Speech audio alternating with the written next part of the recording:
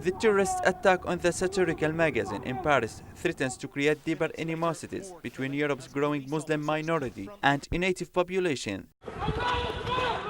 that is increasingly adopting anti-Islam and anti-immigration movements.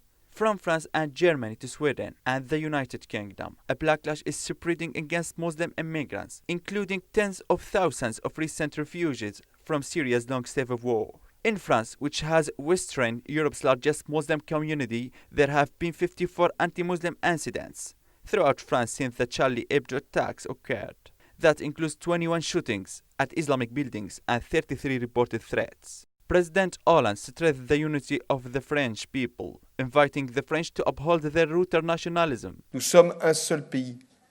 We are one country, one people, one France. A France open to any religion, belief, feeling. A France that's fierce in the face of those who want to impose a religious war at its heart. I call for more republic, for all citizens, male and female, to engage themselves more for our national community, because there is no other community than the national one. A climate of fear is taking hold in Europe, as ordinary people increasingly heard rightist rhetoric, equating the millions of peaceful Muslims with the few plotting murder and mayhem. Belgian police killed 2 men who opened fire on them during one about of dozen raids on Thursday, 15 January, against an Islamist group that federal prosecutors said was about to launch terrorist attacks on a grand scale. Police across Britain have been put on high alert and warned that they may be targeted in terror attacks following the foiled assault on officers in Belgium this week by Islamists with links to Syria.